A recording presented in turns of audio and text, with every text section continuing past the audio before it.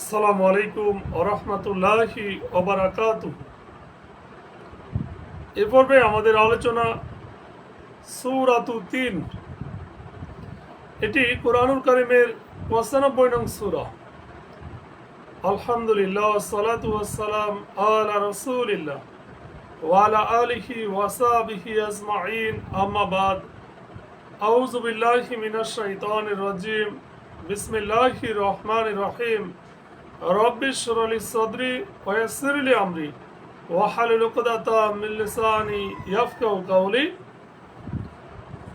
এরশাদ হচ্ছে, আল্লাহ বলেন, শপথ তিন ও জাইতুনের, যা জন্মে সিরিয়া ও ফিলিস্তিন এলাকায়, যে স্থান বহু পুণ্যময়, নবী ও রাসূলের স্মৃতিতে ধন্য। আল্লাহ তাআলা বলেন, ওয়াত্তিনি ওয়াজ-জাইতুন, শপথ তিন মানে ডুমুর, ওয়াজ-জাইতুন জাইতুন মানে জলফাই। শপথ সিনাই পর্বতের, যা নবী মূসা আলাইহিস সালামের স্মৃতি বিজড়িত। ওয়াতুরে সিনিন, আর নবী ইব্রাহিম ও ইসমাইল আলাইহিস সালাম কর্তৃক নির্মিত কাবার এই নিরাপদ নগরীর শপথ। ওয়াহাদাল বালাদিল আমিন, বালাদ মানে হচ্ছে নগরী, আর আমিন মানে নিরাপদ। আল্লাহ বলেন, আমি মানুষকে সৃষ্টি করেছি অতি উত্তম আকার আকৃতি দিয়ে এবং জ্ঞান ও যোগ্যতা দিয়ে, যার সুন্দরতম নমুনা হলো নবী রাসূলগণ। লাকাদ খালাকনাল ইনসানা ফি আহসানি তাকওয়িম, আবার উল্টো দিকে তাকে করেছি হীনদের হীনতম, যেমন আল্লাহ বিরোধী, কাফের, অত্যাচারী, রাজা, বাদশাহ, শাসক, খুনি, পুতুল পূজারী ইত্যাদি। সুম্মা রাদাদনাহু আসফালা সাফিলিন, কিন্তু তাদেরকে নয়, যারা ঈমান আনে ও সৎ কাজ করে, তাদের জন্য তো আছে অফুরন্ত প্রতিদান। ইল্লাল্লাযীনা আমানু ওয়া আমিলুস সালিহাতি ফালাহুম আজরুন গায়রু মামনুন, ভালো কাজের পুরস্কার দেয়া আর অন্যায় কাজের শাস্তি দেয়াই ইনসাফপূর্ণ কথা। কাজেই শেষ বিচারের দিনকে অস্বীকার করতে কিসে তোমাদেরকে উদ্বুদ্ধ করেছে? ফামা ইউকাযযিবুকা বা'দু বিদ্দীন, আল্লাহ কি বিচারকদের মধ্যে শ্রেষ্ঠতম বিচারক নন? আলাইসা আল্লাহু বিআহকামিল হাকিমিন, সাদাকাল্লাহুল আযীম। তাহলে এই আয়াত সূরা ৩-এর যে প্রথম আয়াত, যে শপথ তিন ও জাইতুনের,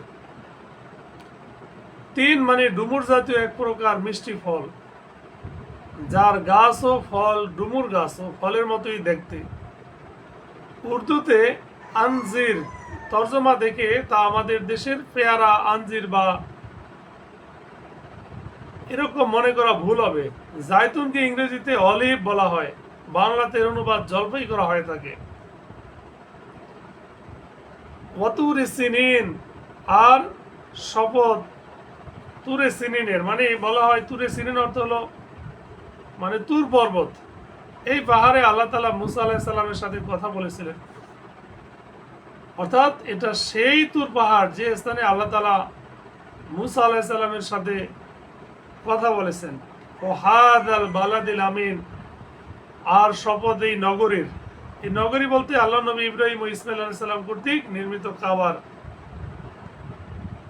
তো এখানে নিরাপদ নগরী বলে মক্কা নগরীকে বোঝানো হয়েছে, যেখানে কোনো প্রকার যুদ্ধ বা হত্যাকাণ্ড বৈধ নয়।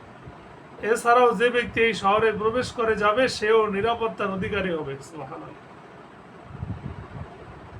তো তাফসীরকারকগণ বলেছেন যে আসলে এখানে আল্লাহ তাআলা তিনটি জায়গায় কসম খেয়েছেন, যে এই জায়গাগুলোতে সুখ্যাতি সম্পন্ন, শরীয়ত প্রাপ্ত পয়গম্বর প্রেরণ হয়েছেন। তিন ও জাইতুন থেকে সে এলাকা বোঝানো হয়েছে যেখানে এসব ফল অত্যাধিক উৎপন্ন হয়, আর সেটা হলো বাইতুল মাকদিস এলাকা, যেখানে ঈসা আলাইহিস সালাম পয়গম্বর হয়ে প্রেরিত হয়েছিলেন। আর তুরে সিনা মানে সিনাই পর্বত, যেখানে আল্লাহ তাআলা নবী মূসা আলাইহিস সালামকে নবুয়ত দান করেছেন। আর মক্কা নগরীতে নবিকুল শিরোমণি হযরত মুহাম্মদ সাল্লাল্লাহু আলাইহি সাল্লামকে আল্লাহ তাআলা প্রেরণ করেছেন। আল্লাহ বলেন, লাকাদ খালাকনাল ইনসানা ফি আহসানি তাকওয়িম, অবশ্যই আমি মানুষকে সৃষ্টি করেছি উত্তম অবয়বে গঠনে। এটা হলো আগের কসমগুলোর জবাব, যে আল্লাহ তাআলা প্রতিটি প্রাণীকে সৃষ্টি করেছেন নিচুমুখী করে, কেবলমাত্র মানুষকে সৃষ্টি করেছেন অবলম্বিত অর্থাৎ আলম্বিত দেহ সোজা করে, যে নিজের হাত দিয়ে পানাহার করে। তার অঙ্গ প্রত্যঙ্গকে যথোপযোগী বানিয়েছেন, তাতে পশুর মতো বেমানান ও অসামঞ্জস্যতা নেই। প্রত্যেক গুরুত্বপূর্ণ অঙ্গ প্রত্যঙ্গ জোড়া জোড়া সৃষ্টি করেছেন এবং তার মাঝে উচিত ব্যবধানও রেখেছেন। তাতে বিবেক বুদ্ধি, চিন্তা চেতনা, বুঝ শক্তি, প্রজ্ঞা, শ্রবণ ও দৃষ্টিশক্তি দান করেছেন, যার ফলে মানুষ আসলে তার কুদরতের প্রকাশস্থল এবং তার শক্তিমত্তার প্রতিবিম্ব। আল্লাহ তাআলা বলেন, ইন্নাল্লাহা খালাকা আদামা, নিশ্চয়ই আল্লাহ তাআলা আদমকে তার নিজ আকৃতিতে সৃষ্টি করেছেন। সুম্মা রাদাদনাহু আসফালা সাফিলিন, আল্লাহ বলেন তারপর আমি তাকে ফিরিয়ে দিয়েছি হীনদের হীনতম রূপে। এখানে মানুষের স্থবিরতা ও অন্তিম আয়ুর প্রতি ইঙ্গিত করা হয়েছে, যে সময়ে যুবক অবস্থা ও শক্তিমত্তার পর বার্ধক্য ও দুর্বলতা এসে পড়ে, আর তখন মানুষের জ্ঞান বুদ্ধি ও বোধ শক্তি শিশুদের মতো হয়ে যায়।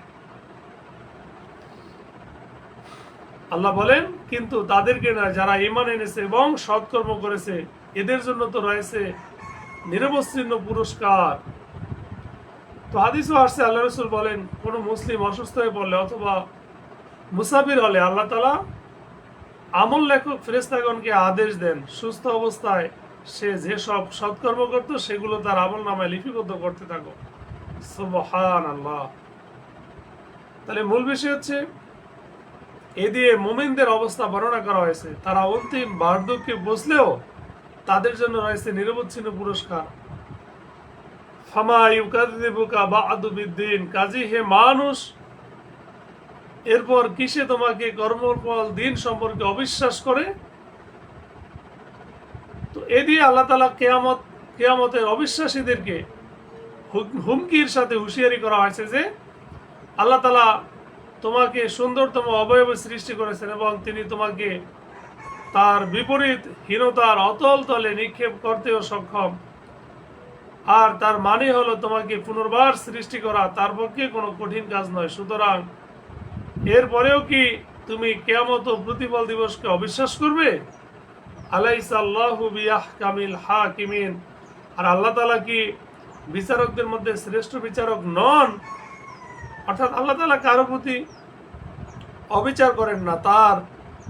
তার সুবিচারের দাবি এই যে তিনি কিয়ামত সংগঠিত করবেন এবং যাদের উপর দুনিয়ায় জুলুম করা হয়েছে তাদেরকে পূর্ণ বদলা দিয়ে দেওয়া হবে।